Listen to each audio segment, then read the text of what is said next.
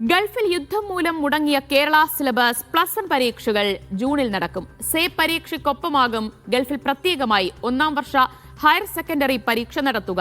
ഈ വർഷത്തെ +2 പരീക്ഷാ ഫലം 1-ാം വർഷ പരീക്ഷയുടെ മാർക്കിന്റെ അടിസ്ഥാനത്തിൽ തീരുമാനിക്കാനും പൊതുവിദ്യാഭ്യാസ വകുപ്പ് ഉത്തരവിട്ടു.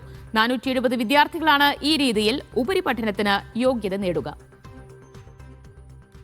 1-ാം വർഷ പരീക്ഷയുടെ മാർക്കുകൾ പരിഗണിച്ച് +2 വിദ്യാർത്ഥികളുടെ പരീക്ഷാഫലം പ്രസിദ്ധീകരിക്കുമ്പോൾ പരീക്ഷ എഴുതേണ്ട 592 വിദ്യാർത്ഥികളിൽ 470 പേർക്കാണ് ഉപരിപഠനത്തിന് യോഗ്യത ലഭിക്കുക.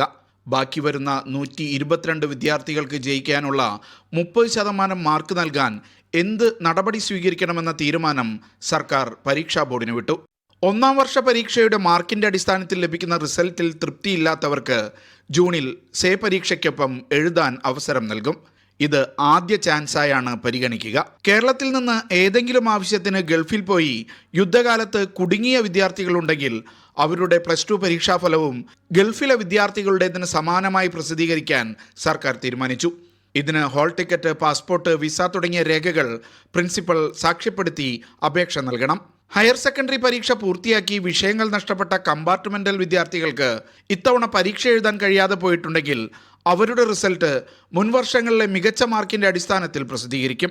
ഇവർക്കും സേ പരീക്ഷ എഴുതാൻ അവസരം നൽകണമെന്ന് സർക്കാർ ഉത്തരവിട്ടു. Media 1, Dubai.